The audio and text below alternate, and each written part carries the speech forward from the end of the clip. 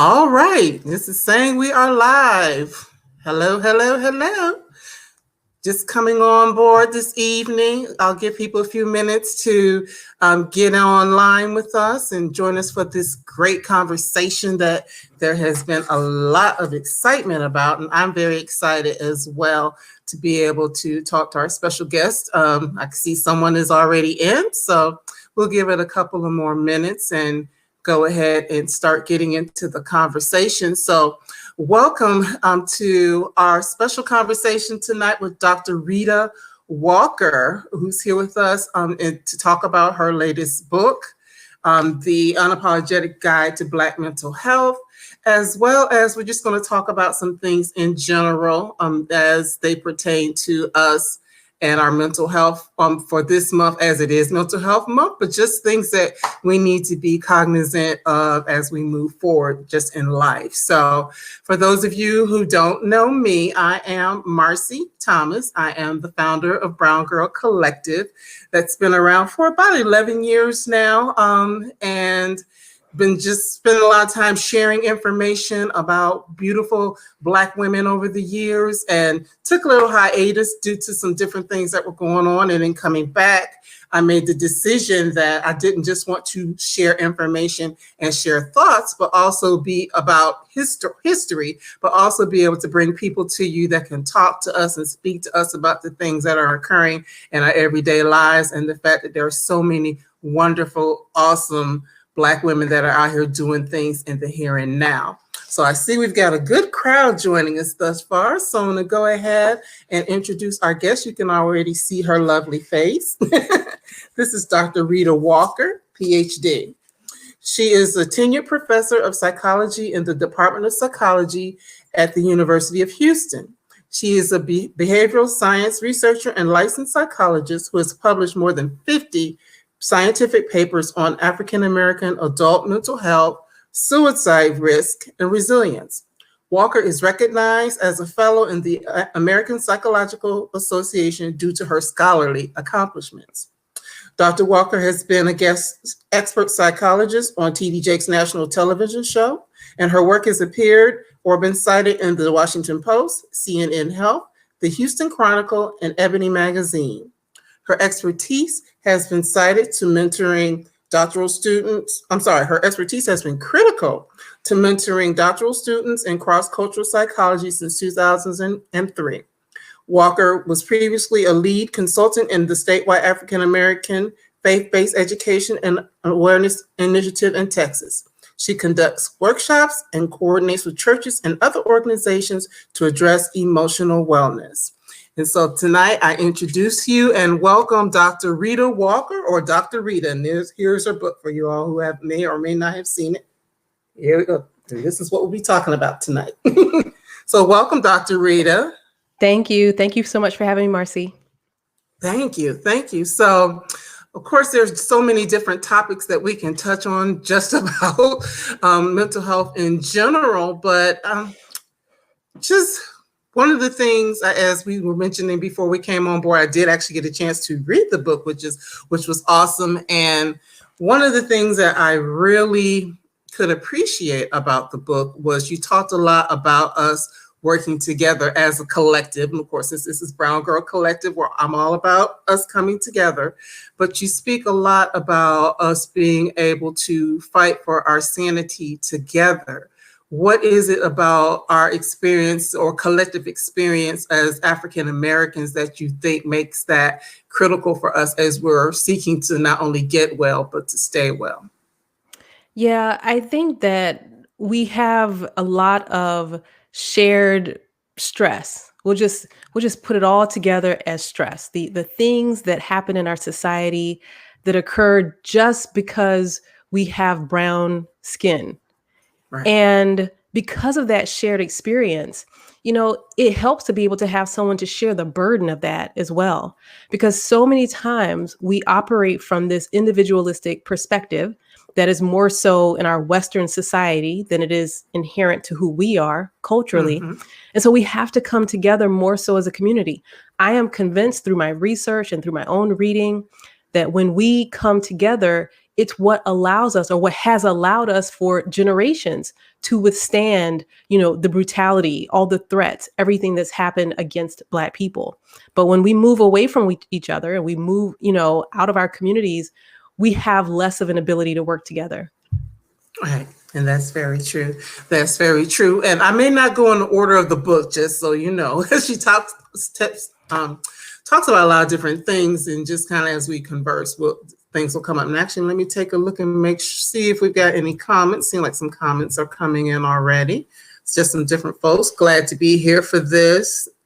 Such an important issue for our community. Absolutely. Absolutely.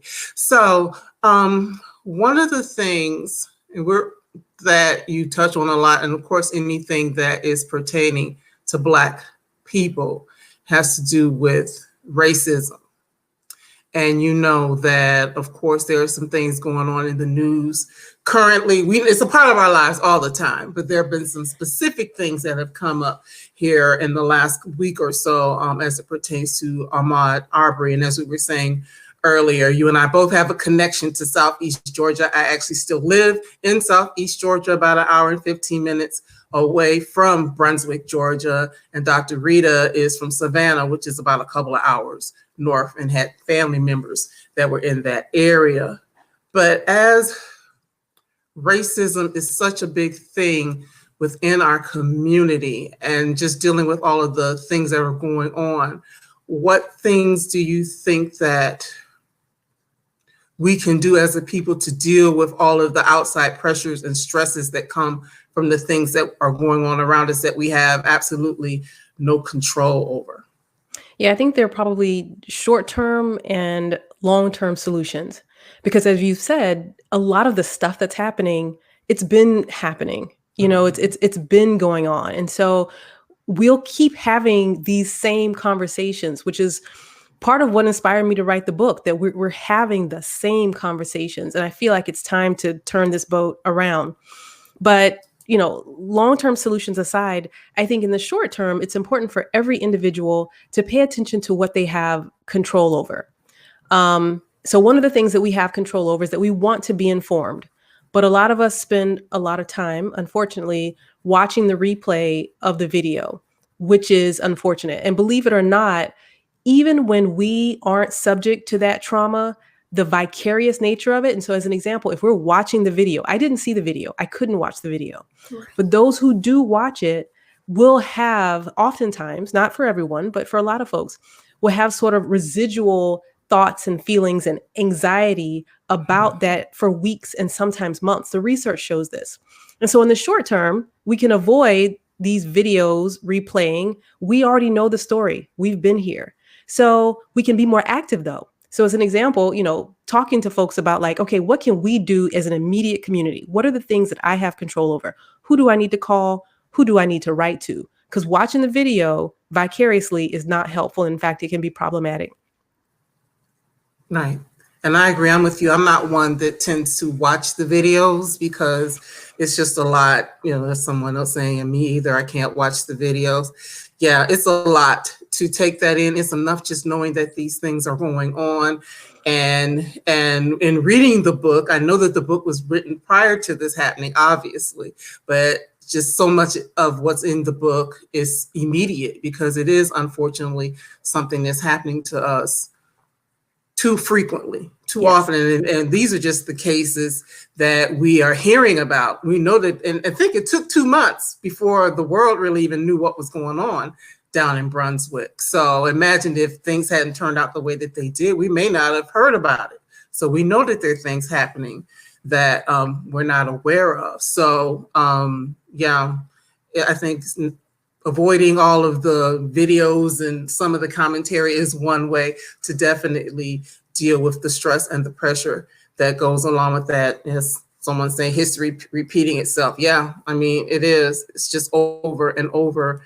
And that's one of those things that we don't have a lot of control over what happens, but we do have a control over how we choose to take it in and how we choose to process it. Yeah. So, yeah. So more close to home, a lot of us are living in environments or working in environments where we are dealing with racism on a daily basis, whether it be through our workplaces or the communities that we live in ourselves, what many people would refer to as microaggressions. So, what is your take or your ideas or thoughts on how we can begin to manage those things that are happening to us personally, many of us personally, as it pertains to that experience? Yeah, and actually, what I will do is say a little bit more about what microaggressions are. I think that probably a lot of people hear that language in the media and in various places, but don't even understand or don't have an awareness of the impact of microaggressions. So so racism, I think we have a reasonable understanding of. It's kind of more those blatant kinds of things that happen. Microaggressions are more of the subtle things that happen that can leave us wondering, well, was that racist? Like, were they treating me a certain way because I'm a Black woman or because I'm a Black man? What was that? And racial microaggressions can have an even more negative effect because of the mental space that it takes up when we're trying to figure out what was that about. Whereas racism, we might go talk to someone or tell someone and then do whatever the next steps are. But we have more of a sense of what happened. The thing about racial microaggressions is that I also encourage people to have a conversation with someone else, because what happens when we kind of keep the thoughts in our mind, and we're ruminating, trying to figure out, well, what they mean by that, and I'll give some examples. Like one of the most common ones that I get is that you speak so well, which is always fascinating to me. And I'm sure a lot of us hear that like, ooh, you speak pretty good, which is funny to me because I have a PhD. How Right. might one expect for me to speak? And so those subtle kinds of things that are like, so what are they trying to say can potentially be more problematic. So talk to folks. If you don't have anyone to talk to immediately in the nearby area because you're the only person in that environment, send a text just to get some support, because that's the thing. We have to get help. We have to get support. Like bearing all of this stuff on our own, it just gets to be too taxing. And it might be fine if it happens once in your lifetime. Great. I see Crystal saying, she's gotten it for 57 years. If it happened when you were like in first grade and it was one time, great. But happening, say, weekly for 50 something years, you can see how it becomes taxing. We can write about these things. And I talk about this in the book. There are seemingly simple things that we can do that oftentimes people are like, well, that's it, just write. But there are mechanisms behind these suggestions. So when we write, we get the thing out of our head. When we get the thing out of our head, we're able to problem solve and ask, is this something that I want to subject myself to for the rest of my life? Do I have some other innate creativity that I can use in some way, rather than spinning my wheels someplace where these folks don't care about me, or where they're certainly not affirming who I am as a person of African descent, as a Black person? I hope I stayed on track there, Marcy. Oh, you definitely did. You definitely did. Because as you were talking, I was just thinking about just my own, life and experiences. Because as I mentioned, I do have a day job, and some of the things you're talking about are definitely going through that. Just those different things that people say, or if you say something, they don't believe you, but if somebody else says the same thing, they believe that person. So yeah, those types of things. One of the things that also you talk about in your book, and that many of us, because of going into situations where we may be, Crystal has a comment. Crystal is saying she never gets this when she travels abroad for business, monthly, international. It only happens here. Yeah. Yeah. That is true. Now, people might stare at you when you go to other places because they're not used to seeing people that look like us, and they can generally tell African Americans from Africans. But yeah, you are usually going to be treated differently or better. But one of the things that, because we go into environments where maybe we are the only or one of a few, many times we feel like we have to assimilate. And you talk a lot about that assimilation in your book, about the ways in which we do that, or we feel that we need to. Please share some of that with the audience, your thoughts on what that means. Yeah, I think that over the years, I just have become increasingly concerned about our disconnection from who we truly are as individuals and as a collective community. And because of some of that disconnect, it's starting to have psychological effects.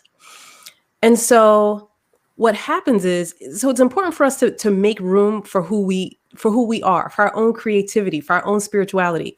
Black people are spiritual people. But when we have to be dealing with the stuff, we just don't have the psychological bandwidth or the room to develop our own talents and to develop our own strengths. And so, one of the things that I hope that we'll do, the number one thing I will say that inspired the book was the suicide rate going up for Black children age 5 to 11. Mhm. My emphasis has always been on adults for my career, but I couldn't help but to notice these statistics. And for me, my concern is that adults are, potentially, not for everybody, but maybe overly concerned with the fitting in and all of the hoops that we have to jump through to fit in, that it just moves us away from who we are and who we need to be, even for our 6 and 7 year olds. And so we need to get into a space where we're more psychologically minded. And what I mean by that is that we have the awareness of how taxing all of this stuff is. And so I try and lay that out as much as I can. The book, it was probably kind of dense, because there's so many ways in which we get pulled away from who we are that it leaves us vulnerable. And I think the result of that is that it's starting to leave our youth vulnerable as well.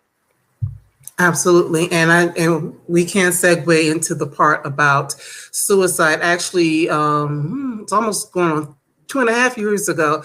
A friend of mine that lives here locally, his 13-year-old daughter chose Yeah. death by suicide, and it was shocking because you hear of all these things out there in the world.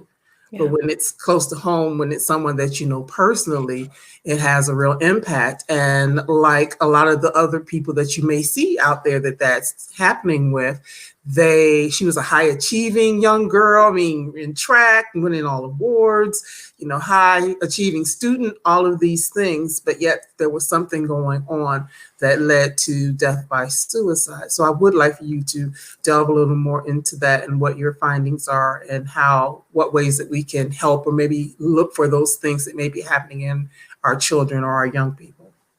Yeah, the thing about suicide is that it is complex, it's complicated. And so it's hard to be able to say this is what puts this single person at risk. We can say who's more at risk or who's less at risk.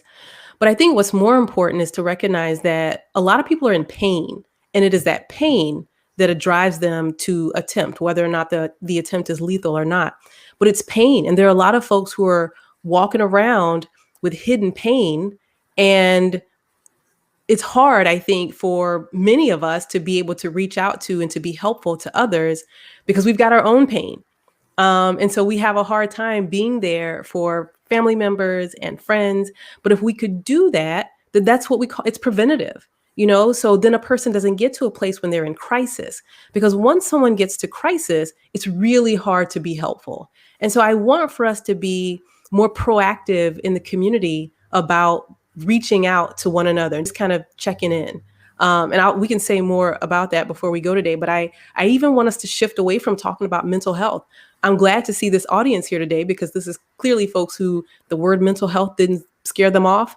But Right. for some That's a people, blessing. just some people, hearing mental health is like, ooh, that's not for me. We can't. That's not for me. And so that's fine. I'm fine to abandon the label of mental health to use some different language, whatever it takes, so that we can come together and be supportive of one another and to do so effectively. Well, one of the commenters said, it's kind of long, so I can't really put it on the screen, but Leo is saying the Black community is not a monolithic group. I wonder if you're able to comment on the mental health of our Black LGBTQ brothers and sisters unapologetically. They are predisposed to suicide. Yeah, and I think that's probably in the first chapter where I say, we're obviously not a monolithic group. And we do know that the risk is higher for people who stand at an intersection. And so when I say that, I mean people who maybe identify as Black and lesbian or Black and gay. because those are two marginalized groups. And the thing about people in crisis is that they oftentimes feel like they don't belong anywhere. Like nobody cares. No one would mind if they died. And so when you put someone in one marginalized group, African American, that's a potential risk factor. You put someone in two marginalized groups, and that further escalates their risk. And so one of the things that I talk about in the book is language that we can use so that we can not be so judgmental. I don't know how we got to be so judgy as a society, but we can't help anyone when we're being judgmental. We have to meet people and be with them where they are. Absolutely. Absolutely. And that is so important for us to be with people where they are and to love on and support people where they are.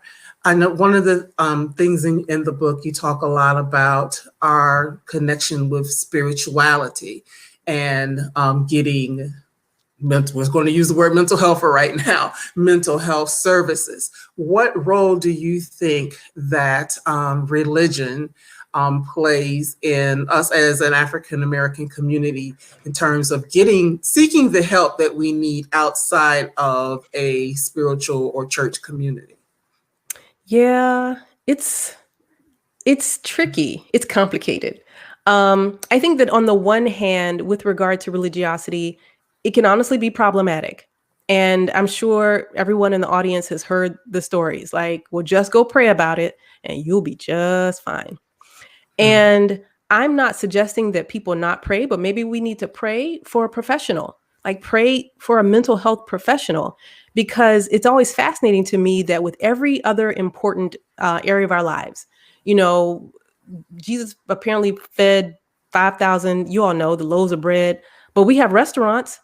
So why not pray for a mental health professional, someone who is trained in being able to provide psychological services? You know, this is one of the last areas where we're willing to kind of shift our thinking, and we can be spiritual and get care for our emotional well-being. I do feel like in the Bible, and that's the, text that I'm most familiar with, that there are scripture that talk about, the renewing of one's mind. Like we have to have psychological mindedness in order to be well. And the notion that we would just pray for psychological mindedness when we don't say pray for a broken limb or pray for diabetes, like there's things we have to do, that we have to be intentional about our emotional well-being. Absolutely. I agree. And the reality of it is, and you touch on it in the book, there are leaders in churches that may be good, they're good preachers, they're good carriers of the word, but they're not trained to help people if they're having some type of crisis, of mental health crisis or psychological crisis. They're not really trained for that. So being able to have, a preacher and a therapist, both can work in tandem. Let me see. Someone's asking, are there any signs that parents should be aware of that might help them recognize their child might be experiencing problems that might lead to suicide? Yeah, I think probably the most straightforward approach, because every child is different, but parents know their children. And so the most straightforward approach is to notice if the child is different in some way. So a typically very talkative child isn't talking and seems more withdrawn, or a child who typically does not talk much somehow just seems like they've got a lot to say all the time. So paying attention to shifts in a child's presentation, what they're talking about, their behavior, and ask questions. It could very well be that it's nothing, to be honest. It could be nothing. But this is the thing. We have to first notice and then ask questions and then not judge the response. So as an example, if a child says, so-and-so is picking on me at school, a response that is, well, I told you how to handle that. Or, we're not dealing with bullies here. We have to be receptive to supporting our children. And maybe one child can, yes, deal with the bully, but another child who can't deal with the bully, who maybe feels like, well, my family's not trying to support me because I'm weak, that child is going to be more vulnerable. So we have to first be aware, then we have to ask questions, and then we have to respond in a way that's not going back to judginess, respond in a way that offers support rather than saying what you need to do or what you should do or how you should be experiencing some difficulty. Absolutely. And a lot of that judginess comes in no matter what age you are when you go to talk to someone about the things that are going on, because everyone looks at things from their perspective, but what their perspective isn't necessarily the perspective of the person that they're talking to. So yeah, that is very important. Ms. Storer is saying religious institutions are beginning to step up to the plate and encourage people to seek counseling in any area needed. Thank God. Yes, that is a blessing for those that are getting ready to do that. Asami is saying, thank you for shining on a light on what most deem dark. Absolutely. Absolutely. It's important for us to all be well and to be better. A concept that you talked about in the book, though, that really struck me is the idea, and I have to look, low-key suicide, which is connected to poor diet, neglected health, and addiction as well. Please talk about that, because I was like, oh my, when I read that part of the book. Explain to us what you mean by low-key suicide. Yes. And those other concepts. Yeah. So for most of my career, I have been invested in understanding the risk factors and the things that protect us from suicide crisis. And historically, the data would suggest that we haven't had much suicide death in our community. I think the numbers are undercounted, but we'll just go with presumably low numbers. But there are other things that we do that lead to our lives ending prematurely. So suicide, in our technical definitions, are the things that we do to intentionally engage in behavior to take our own lives. I think that there are things that we do intentionally, like for those who are maybe diagnosed with type 2 diabetes, and it takes a lot of management, and understandably so. But if someone they're not engaging in healthy diet, not exercising, not checking, their A1-3 levels, like what might be going on for that person if the doctor has said, if you don't do these things, you will die. And first they may end up being an amputee, and then, things spiral from there. What is going on with that person that they have decided that they can't do or won't do what needs to be done? I think that there are low-key ways that we take our own lives without necessarily using more lethal means. And it's worth paying attention to so that we can get help for those persons. And this is my whole story, is that deaths are preventable in a lot of cases. There's systemic issues that there's another conversation, but what are the things that we are doing? There is unfortunately a fair amount of drug abuse. And it's not just for us, because drug abuse happens across racial ethnic groups. We just happen to be the ones that have more trouble that's associated with substance use.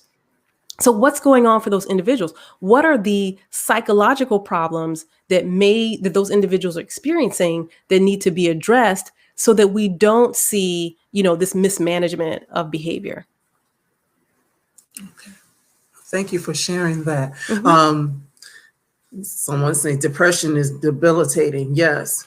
Now, depression and anxiety are oftentimes lumped together. Please help to give us an understanding of what those two ideas mean and what the differences are. Yeah. So one of the things that we do is to conceptualize anxiety as more so a fear. So, a lot of people resonate with worry, and a lot of folks are worriers. People got medals for worry, like they will just worry themselves to death and worry everyone around them to death. Depression is more so if we can conceptualize it as, or think of it as, loss. So just loss of something that drives the mood down, such that the person maybe doesn't want to get out of bed, they overeat or they undereat, they can oversleep or not sleep enough. And it's important to recognize that not sleeping enough could be associated with depression. Problems with memory. Like there are a lot of factors that are associated with depression that's in the category more so of some loss. And I think most people can resonate with, just feeling down sometimes. Mm-hmm. And the thing though, is that, when we talk about clinical, like more severe levels of depression, that's depression that happens for weeks and months and years. everybody has a bad day. So just having a bad day does not mean someone is depressed. The anxiety, on the other hand, which is actually more commonly diagnosed, like I think we talk more, I think, about depression as an emotional health or mental health challenge. But anxiety is more commonly diagnosed because there's so many of them. And so the book I won't do that here, but in the book, I go through all the different kinds of anxieties that I think people would say like, oh, wow, I didn't realize that that was a thing. But when we can think of, I think, anxiety, the more generalized kind of anxiety is so much worry that it actually keeps someone from doing something that they might otherwise do because they have these general fears about what could happen. And I do want to make a distinction between worry that's understandable and justified. Some people might call it paranoia. And then more general types of worries that are unfounded. So the worry that where I'm going with this, because of everything that's going on right now, you know, Brother Arbery, Sister Bree, an anxiety about your young child being out riding a bike or doing something normal, going for a jog, that's a normal kind of anxiety because there are real threats out there. And so we have to be aware that, and that's one of the reasons I think we have more, we'll call it emotional distress. Like our baseline distress is higher because we have more threats to our actual lives. And so I do want to make that distinction between the worry that is kind of out of proportion and the worry that is justified based on day-to-day tragedies. Right. Well, thank you for clarifying that because there is a difference. You know, one of the things I often say, paranoia will destroy you, and there is truth in that. You know, yes. It is true, you know, just being paranoid about things happening. Well, let's turn the tide a little bit because we're about halfway through our time and I want to start talking about some of the things that can be solutions and help us to begin to get on the other side of some of the things that may be going on in our lives. One of the parts in the book when I was really like, oh, I really love this is when you talk about exploring and expanding meaningful Blackness, and tell us what that's all about. I think that oftentimes we're just kind of living our lives, and we don't necessarily recognize the importance of being not just Black people, but people of African descent. And I've had these conversations in a number of circles, and they say, well, Africa, like, why are you talking about Africa? I've never even been to Africa. And we don't have to travel to Africa to have a cultural connection to specifically the West African part of the continent. Because if we think about it, and I'm sure the listeners are well aware that, and I say listeners, I'm getting off track, that the audience is well aware that we've actually never fully achieved integration. So let's just say that. So we were enslaved and then legally separated. So the culture that we actually had, that we brought with us, was in a lot of ways retained. Like, it's not by chance that we're spiritual people. We were spiritual people before we got here. And so tapping more into those things that makes us who we are, our connection to family, our sense of spirituality, knowing where we came from, knowing all of our tremendous contributions to society. Like, people love, hearing the stories about Katherine Johnson and NASA.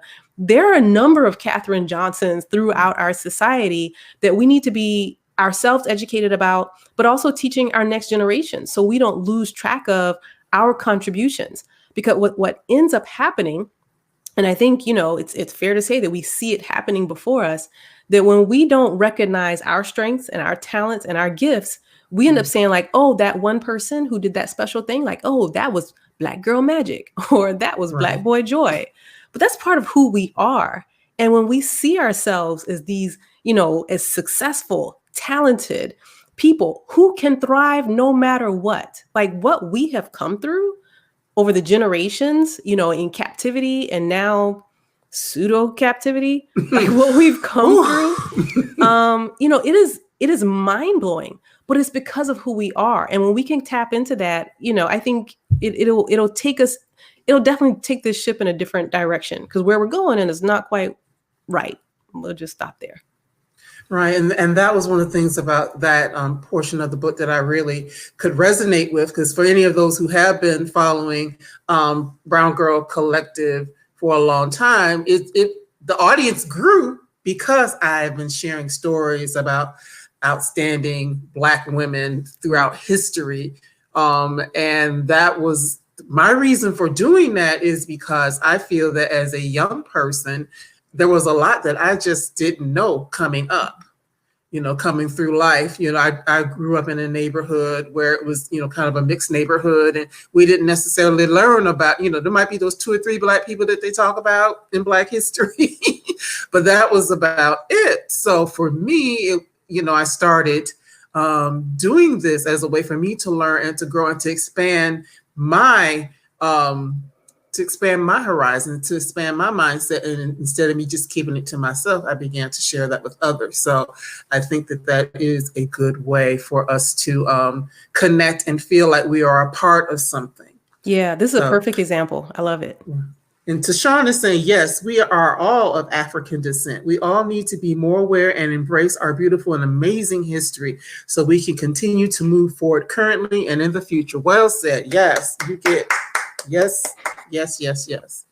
So now, if we feel ourselves going through different types of challenges, a lot of the times it's hard for us to ask for help. What suggestions might you have for those who need help, or even those may be dealing with someone who looks like they need help? What ways can we open up to being able to either give or receive help to others who might be going through a struggle?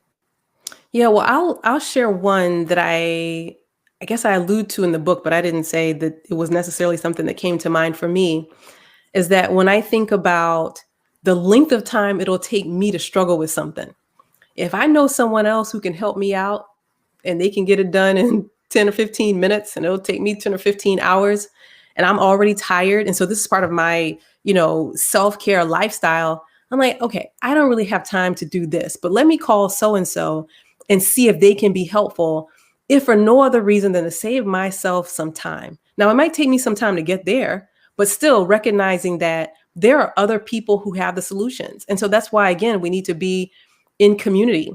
The other part of that, though, and I think this may resonate even more, that imagine a good friend needed help. You could have helped her, but she didn't ask you because she didn't want to bother you. So maybe if we first, reach out for help, then maybe that person will be more likely to ask for help from us or you. I'm losing track of my pronouns.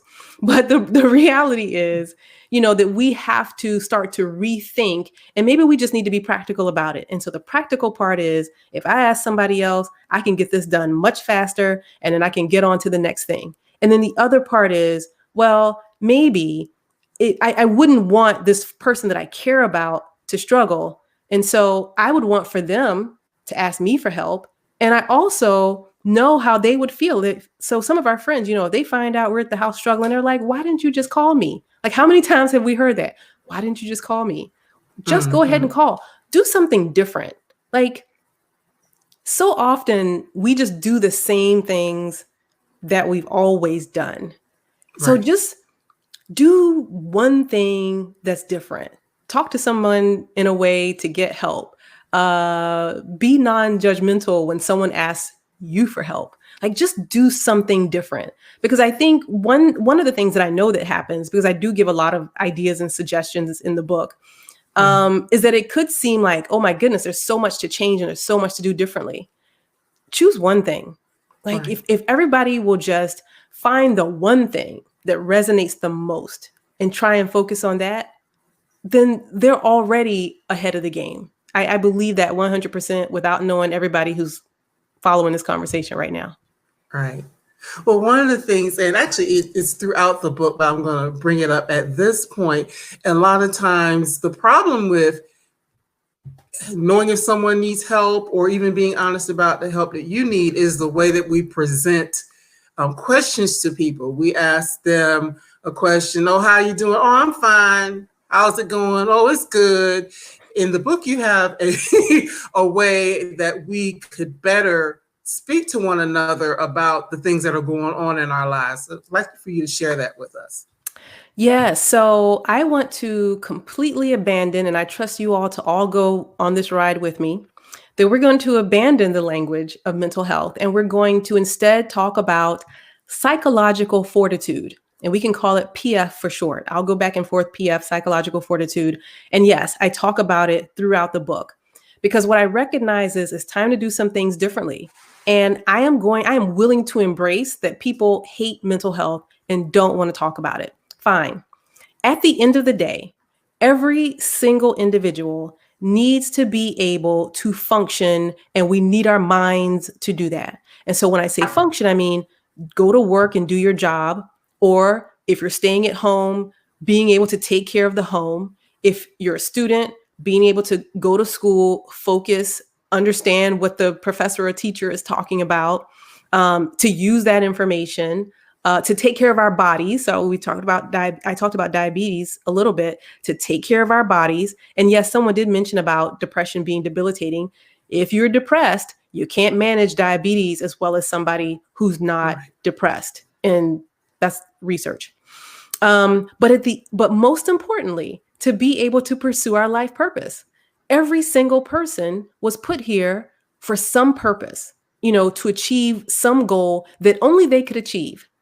And so if your PF or your psychological fortitude is low, and we rate it on a 0 to 10 scale, thank you, Gloria.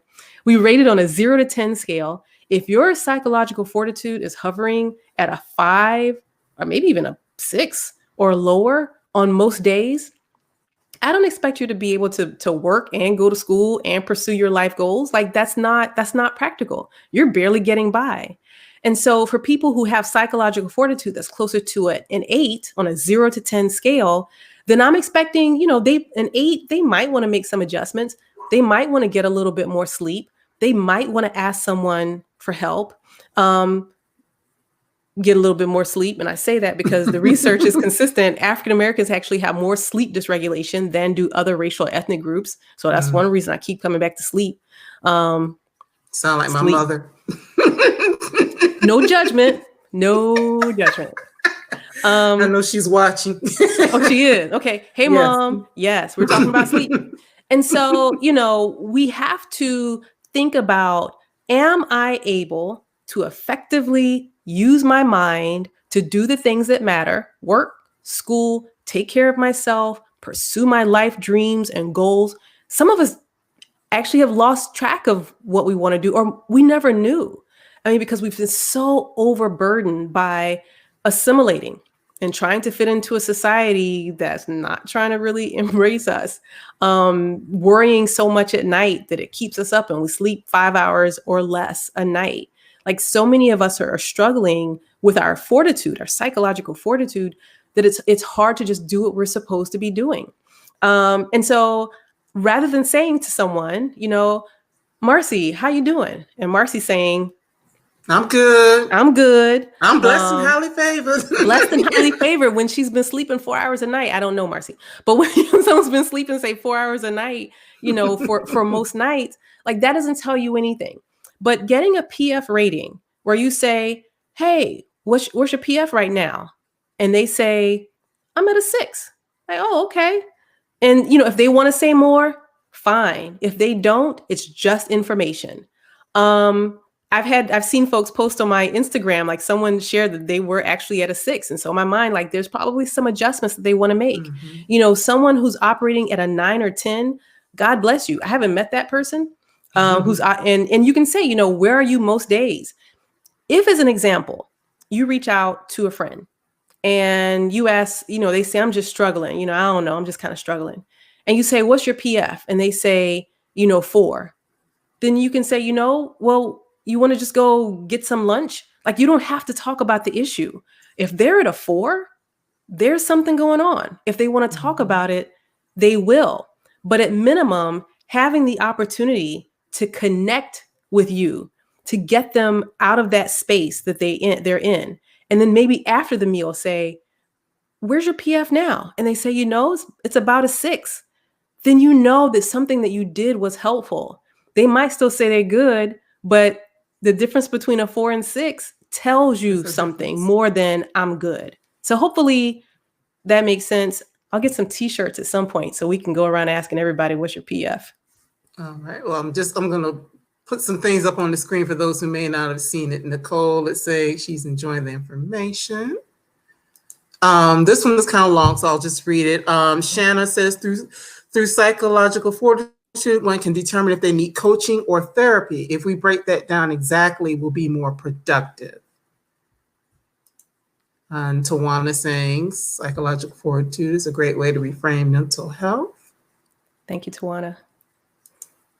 And someone else is saying connection is key.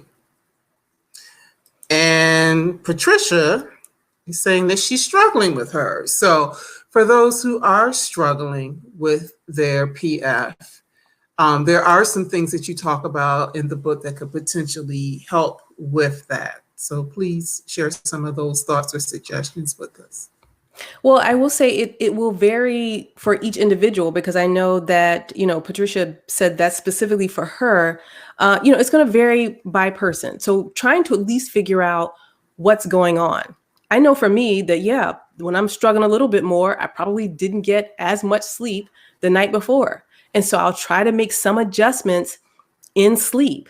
For people who really are staying at a 5 or lower, they might need to at least talk to a professional to help figure out what's going on. I would guess there's something going on in multiple domains of life. I don't encourage that people self-diagnose, even though I try and give some language around what might be going on for them in the book, so that when they see someone, they'll have more language to talk about what's happening. But for people who are really low, I do encourage finding help from a professional. That professional could be, a licensed professional counselor, an LPC. They could be a psychologist, as I am. So they have a PhD. Some psychologists have PsyDs.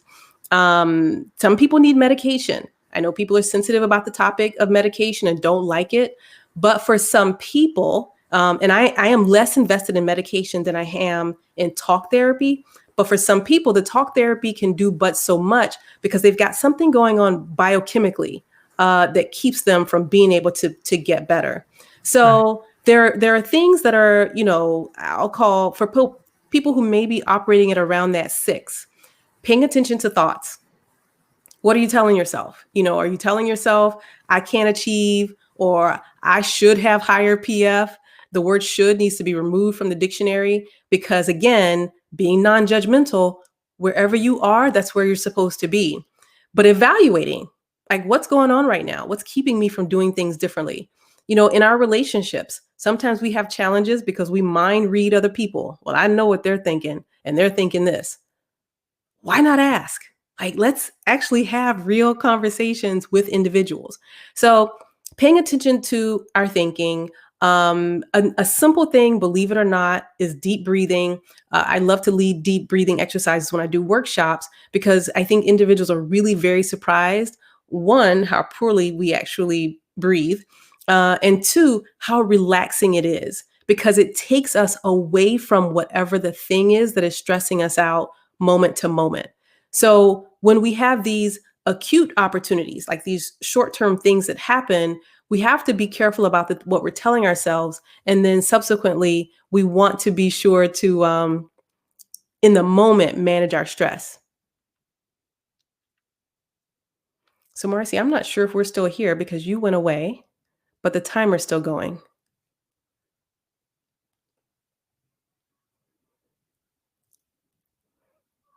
So I'm just going to look at the comments in case that works. Can you all hear me?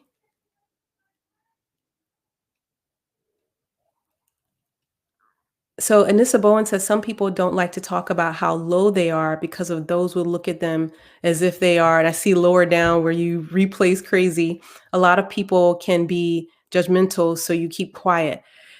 Yeah. Okay, great. I can see you all are still here.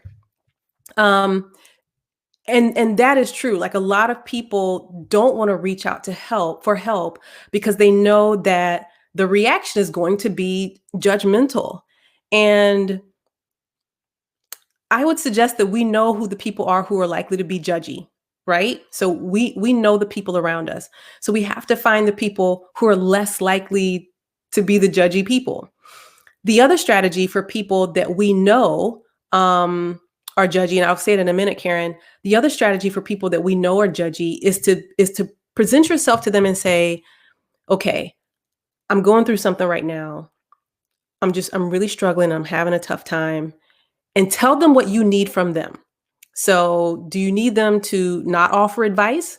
Because a lot of people just jump right in and offer advice because they want to be helpful, but they don't know how to be helpful. So, you could tell them how to be helpful. I'm struggling right now, and I just need you to listen and just be here with me. Um, if you got time, get them a copy of the book, which is the Unapologetic Guide to Black Mental Health. Get them a copy of the book, highlight the ABCs that I think are in chapter 1, and give them that before you talk to them. So you can coach people to be who you need them to be.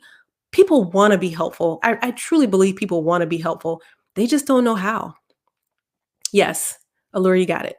Makaz says, or what if this was you? What would you do in this situation? Okay, I'm not sure what the situation is. If the situation is maybe that I am the person who's being asked to help, and I'm just going to roll with that because I think maybe that's the question.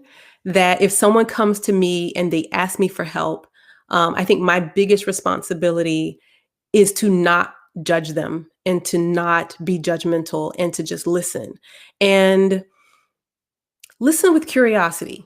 So listen to fully understand. And I think that when we approach things with curiosity, then we ask different kinds of questions. Like we don't assume things. I can't think of a curious thing right now. So maybe someone is stressed out at work. They got a situation at work, or they have a situation in a relationship. So they have a situation in a relationship. They come to you for help. And rather than saying, well, I told you to kick her to the curb a long time ago, say, well, just tell me more about what's going on. Tell me what's the most stressful thing about this situation for you, because they might be overwhelmed. But if you ask them the most stressful thing, then that will help them to kind of narrow down how they can be helpful. The book is technically on Amazon. So the Unapologetic Guide to Black Mental Health is technically on Amazon, technically on Barnes and Noble, and technically at Target and a bunch of other places. But it's sold out. So the book came out May 1. It was people started putting in pre-orders back in January. And then I was on the Breakfast Club a few weeks ago. And so the book is sold out. But Amazon is saying the orders are coming. Someone sent a screenshot to me today that said that they, hey, Marcy's coming back. That they, yes, the power flickered. I'm like, what in the world just happened? So I apologize power. for that. I'm glad you were able to stay on, though. Yeah, that's fine. And so someone sent me a screenshot today that I guess they put their order in this week, and Amazon is saying their order will be in May 21. So it does seem like, towards the end of the month that people will be getting their books in. Thank you, Facebook user, for congratulations. Yeah, it's a good thing. I'm glad that people are excited about the book. But yes, folks are like, when can I get the book? It is available though for download. So if people want to download to their Kindle, you can download the book to the Kindle. If you're curious, I don't get credit for downloads. People have to buy paper copies to push it to the head or to the front of the line. So I'm just sharing that with you. But you can absolutely download the book right now and start reading. Yeah. All right, awesome. I don't know what I missed, but as I said, I'm glad that it stayed up and you were able to continue on. So I'm not sure. So I'm trying to look at the notes to see. So I see people were asking about how to get the book and things like that. I see you talking about, be careful who you're talking to and things like that, some of the notes. So that's great. So I'm not sure where we left off, but we're going to go ahead and finish this out. All right. There's all kind of weird things going on here. Oh, that's You fine. still there? We were just talking about Okay. so there were a couple questions just about, communication and how to get help, because yes, a lot of people are pretty judgy. What if someone comes to you and they need help? Like, how do you communicate to them?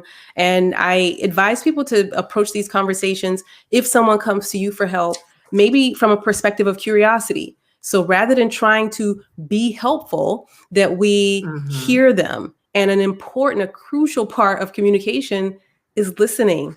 But to be honest, I Right. don't think that a lot of us, we don't learn how to listen. I have training in listening, and I train PhD students in listening, because it is a skill, it is an art. And so I talk about that in the book, especially when we're trying to get people to do things we don't want them to do. So some of the Right. questions may be about, it's not me that has low psychological fortitude and need a lot of help. It's somebody else. And how do I get them to get help? And the short answer is you can't. You can't make people do Right. anything they don't want to do, but you can listen. You can be a non-judgmental listener. And it is hard. I can tell you right now, it's not easy. So don't go out, folks, right now today trying to just be a non-judgmental listener. Sheila, I'm not judging. I'm not judging. I'm not judging. All while you're Yeah. judging, right? So, well, great. Well, great. I wanted to. Well, I know you answered those questions, and I thank you for continuing on, because I could see things flickering, and then all of a sudden I'm like, I'm gone. So, one of the things that I want to ask for those people who may feel like they do need some type of assistance, what are some of the good ways that they could go about getting the help that they need in I terms guess when of you, outside help? Yeah, there are a number of websites where people can go, but people can also start at their jobs, for those who work outside the home, that you may be surprised to know that your health benefits includes emotional health care, believe it or not. So people may want to check there. The American Psychological Association, apa.org, has a directory. And I mentioned APA, even though I can tell you right now that African American PhD psychologists are grossly underrepresented, Mm, that APA is a place where a lot of people can get what we call evidence-based care. So what that means is there's research that shows that the therapies work. But that doesn't mean that we go into those situations blind. Like, in the same way that we, scrutinize the person who does our hair, we can scrutinize our, potential provider and ask things like, how many, of your clients have been Haitian or African American or Black? And we know when people are uncomfortable with the topic. And when they're uncomfortable, you move on to the next person. Talk to them about how they think about therapy. Every counselor, psychologist, psychiatrist has an approach to therapy, a way that they think about the problems. You maybe have picked up on the fact that I think about problems as how we think about things. right. Not all counselors do that. Some will pay attention to the family. And so if you think there's a family issue, then you might need a licensed marriage or family therapist. But we can go into these conversations, because what happens, I think, unfortunately, is people will find one person, they'll go see that Mm-hmm. person, they have an awkward encounter, and they say, oh, well, therapy didn't work. Well, we Right. wouldn't do that with our hairstylist, because we're like, Mm-hmm. I need that person, so I'm going to find the right person. So the person exists. They may look like us, they might not, Right. but it's worth taking time to do the research. All right. Well, that's good to give us some resources for where we can go to look. And I know you touched on it earlier that, like, there are differences, because I know actually I can't think of the name. Is it Open Path Collective? Is one of the sites that I've been on before. It Okay. basically, and I'll drop that in the notes. It's Open Path Collective. It is another forum to find help if you need it from a therapist. It does, it's on a sliding scale. So I think the rates might be a little less than what you would get normally. But in looking there, you will see, like, you'll see the mental health counselor, you'll see, people with a lot of different types of mental health certifications So, do you think that, right, you're mentioning therapy for Black girls. I'm definitely familiar with therapy for Black girls as well. I listen to their podcast regularly. So, but yes, that is another resource. But there are different types of help that you can get, and it just depends on what that person determined to specialize in. Could you touch on that a little bit so people kind of know the difference between like what's a licensed clinical social worker versus what you do as a psychologist versus what a mental health counselor might do? Yes, that's several pages of the book, Marcy, but I'll try it summarize, I think, as best I can. And Sorry. yes, thank you, Tawana, for mentioning African American, therapy for Black girls. I actually intended to say that, and then the thought got away from me. So thank you for referencing that for the audience. So there are master's level persons, there are doctoral level persons, and then there are MDs. Most providers have a master's degree. The master's degree is sometimes in counseling, sometimes it's in social work, sometimes it's in clinical nursing. And so it can be hard to define what each one of those persons do, but I do think it's important for people to be aware of that. And as you might imagine, probably intuitively, persons who have a master's degree have 1 to 3 years of education and maybe a certification. Everyone has to be licensed to practice in their state. Mm-hmm. So regardless of what the master's, PhD, whatever their level of education is, they have to be licensed in their state. And so you do want to ask them about their licensure and where it is and what state it's in, as an example. I can say that even though I'm a psychologist, there are different types of psychologists. And so there's clinical psychology, there's counseling psychology. Clinical psychologists, which is my area, we do focus on relationship challenges, but not nearly as much as we focus on more severe kinds of problems. So depression and anxiety, like the diagnosable kinds of problems. And then with that, we have different approaches. So some PhD psychologists, like I said, emphasize thoughts, and then some, really just emphasize relationships. And so that's why, unfortunately, I know it's tough when someone is struggling and then it's like, oh my goodness, like there's just so much, it can be overwhelming.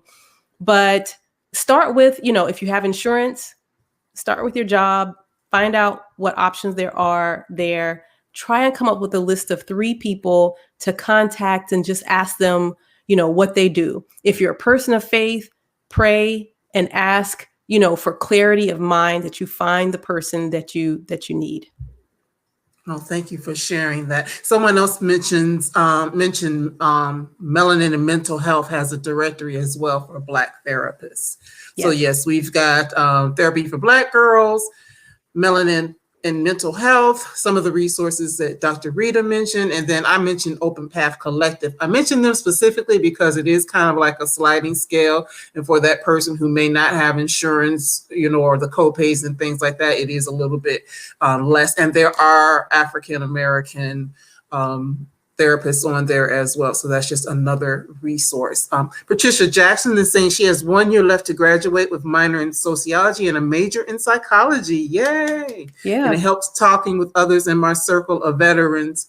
It works better. Yeah. So congratulations on that. Definitely congratulations. So we are going to get ready to wrap things up just a little bit here. I'll make sure I've asked all of my questions. I think I've pretty much touched on everything that we wanted to talk about. Is there anything else that maybe I didn't ask or that the people in the audience didn't ask that you would like to share with us before we prepare to close out for the evening, Dr. Rheeda? Yeah, I think everybody is on the same page with me with regard to PF, because that makes our well-being for everyone.